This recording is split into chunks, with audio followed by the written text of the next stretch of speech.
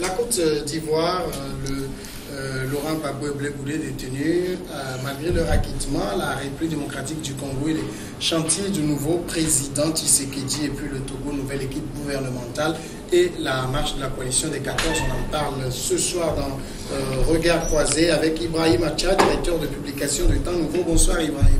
Bonsoir Savinale, bonsoir à tous les téléspectateurs et téléspectatrices qui nous suivent en ce moment.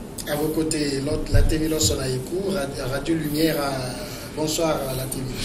Bonsoir Samuel, bonsoir à toutes les téléspectatrices et téléspectateurs, bonsoir.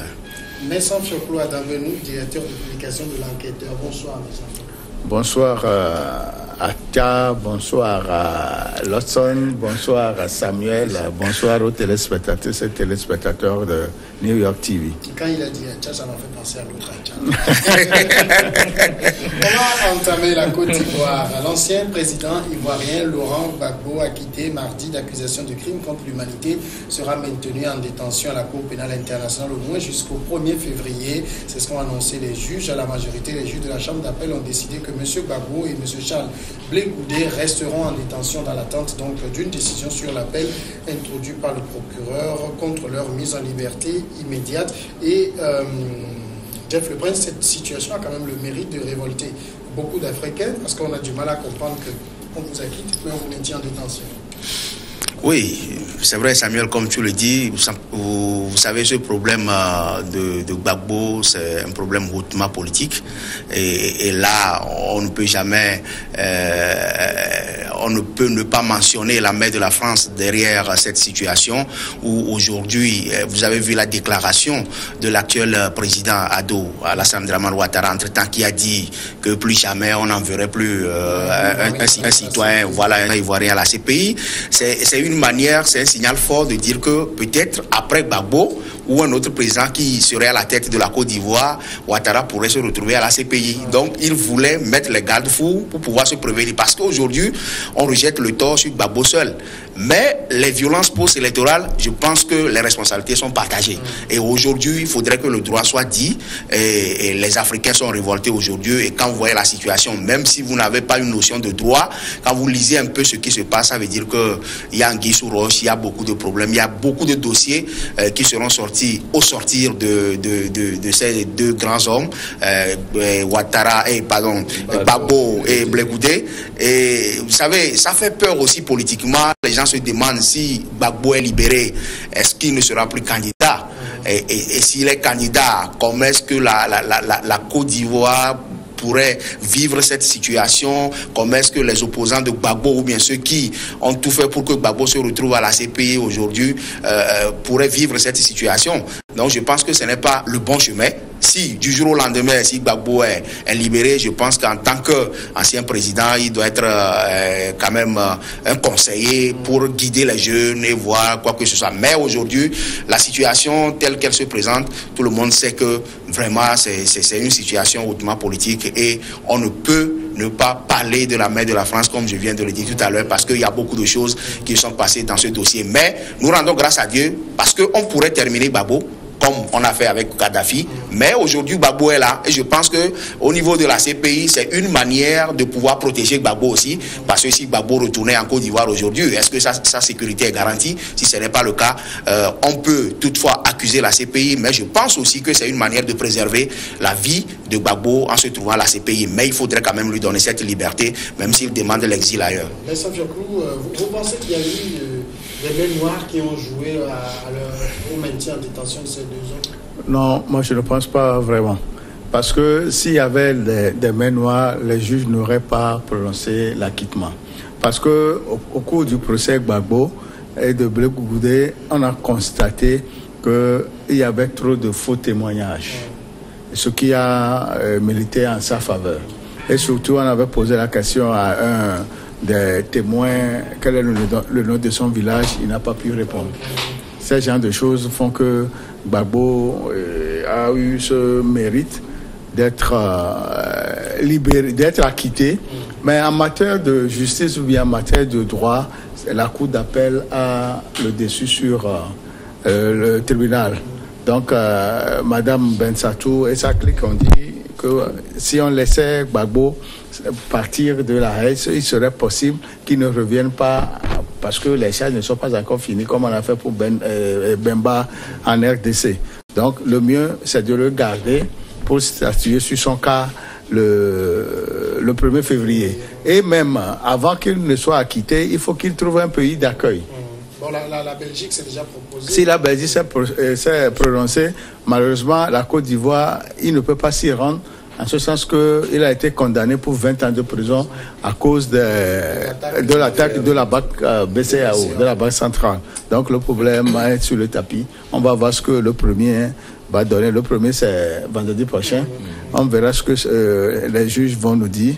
Et il serait normal qu'il soit acquitté. Parce que dans tout ce procédé, qu'il soit libéré, qu'il soit mis en liberté, qu'il profite réellement de sa mise en liberté.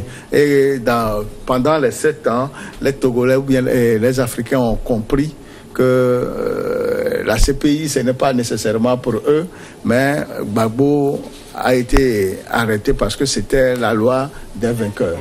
Puisque quand on parle de guerre, c'est Gbagbo qui était au pouvoir. Oui. Il a été attaqué par des rebelles. Il s'est défendu. Et dans tout pays démocratique, en principe, c'est les rebelles qu'on devait arrêter pour les traduire en justice comme conspiration contre l'État, pour la sécurité d'État. Mais tel n'a pas été le cas. Ce qui veut dire qu'après la libération de Gbagbo, peut-être que ses avocats aussi vont intenter des procès comme ceux-là qui ont porté atteinte à la sécurité de la présidence de Gbagbo. Mais Ibrahim Acha, c'est quand même difficile à croire que c'est Bensouda seul, sans aucune pression, qui joue de tout son poids pour que ces 2 personnes restent en détention. C'est vrai, c'est un secret de polichinelle de dire qu'il y a des officines mafieuses qui sont derrière ce dossier de la Cour pénale internationale par rapport à Laurent Gbagbo et Blé Goudé. Et nous savons que d'abord il faut partir du contexte même. Qu'est-ce qui a amené Laurent Gbagbo là-bas? C'est la crise post-électorale qui a conduit Gbagbo à la CPI. Et vous avez vu comment ça a été fait. La procédure même pour l'amener là-bas a été bâclée parce qu'on n'a pas signifié à Gbagbo, il a eu même à le dire, on ne l'a pas signifié qu'on l'amenait à la CPI. Et non seulement ça aussi, son arrestation avec le soutien d'une puissance étrangère. Je veux parler de la France qui bombardait son palais, et après tout qu'il a arrêté, il a livré au criminel Dozo. Vous avez vu ce qui s'est passé, et après tout il a été gardé au nord de la Côte d'Ivoire dans une prison secrètement, tenu secret, et après on l'a transféré à la CPI. Donc c'est pour dire qu'il y a eu beaucoup de mains noires qui ont agi dans l'arrestation de Gbagbo et même dans son transfèrement vers la CPI. Bon, le problème qui se pose aujourd'hui par rapport à ce dossier, c'est que il est bien vrai qu'il est acquitté, donc maintenant il faut voir la libération. Donc c'est ce qui pose problème, et surtout que Madame Bensouda dit encore ne pas lâcher le morceau parce que elle s'évertue toujours, elle cherche toujours